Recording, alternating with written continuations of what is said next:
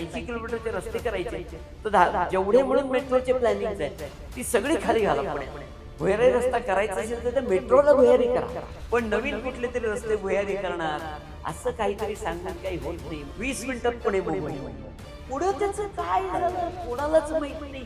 नुसतंच घोषणा करायच्या, प्रत्यक्षात खाली काही उतरत नाही.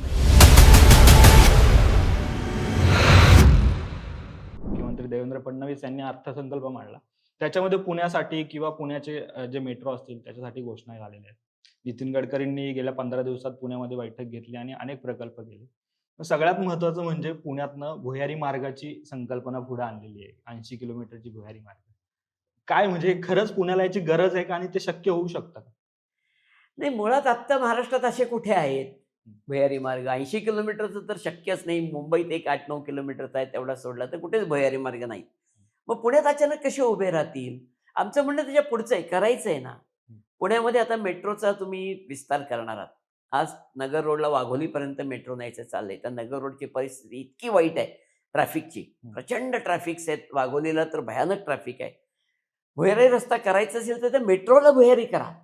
ती खरी आवश्यकता आहे. म्हणजे वरचं सगळं शाबूत राहून, कारण पुढची 5-5, 7-7 वर्ष ट्रॅफिक जामची तो रस्ता बेजार होणार आहे. जो आधीच आहे त्याच्यात भर पडेल. जर तुम्ही ओव्हरहेड मेट्रो केली तर तुम्हाला पैसे खर्च करायचे आहेत. 80 किलोमीटरचे रस्ते करायचे आहेत.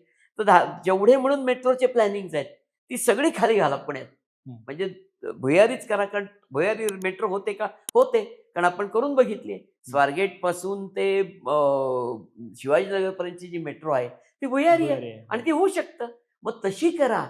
माझ्या मते नवीन काहीतरी करून पैसे घालवण्यापेक्षा आत्ता जे करायचे तेच भुयारी करा, जेणेकरून ते करणंही सोपं आहे. प्लॅनिंग पण पूर्ण झालंय. तुम्हाला काहीच करायचं नाहीये, फक्त पैसे द्यायचे.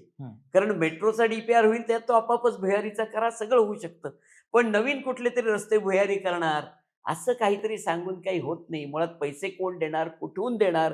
एवढे पैसे राज्य सरकारकडे तरी आहेत का? असे अनेक प्रश्न त्यातनं उभे राहणार आहेत.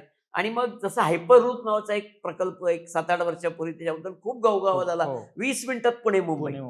पुढे त्याचं काय झालं कोणालाच माहित नाही. त्याचा DPR पण झाला नाही, काहीच झालं नाही. आजही हे जे 32 तास लोक अडकून पडले होते पुणे मुंबई रस्त्यावर, ती घटनाच घडली नसती जर हा खरंच हायपरलूप झाला असता तर. पण असं काही म्हणजे नुसतंच घोषणा करायच्या, प्रत्यक्षात खाली काही उतरत नाही. असं जर होत असेल तर त्याला काही अर्थ नाही. करायचं असेल तर ज्या गोष्टी आत्ता आहेत त्याच्यामध्येच आपल्याला काय मॉडिफाय करता येईल, त्यातच कशा गोष्टी करता येतील त्या केल्या तर काहीतरी त्याच्यामधनं यश मिळण्याची शक्यता आहे.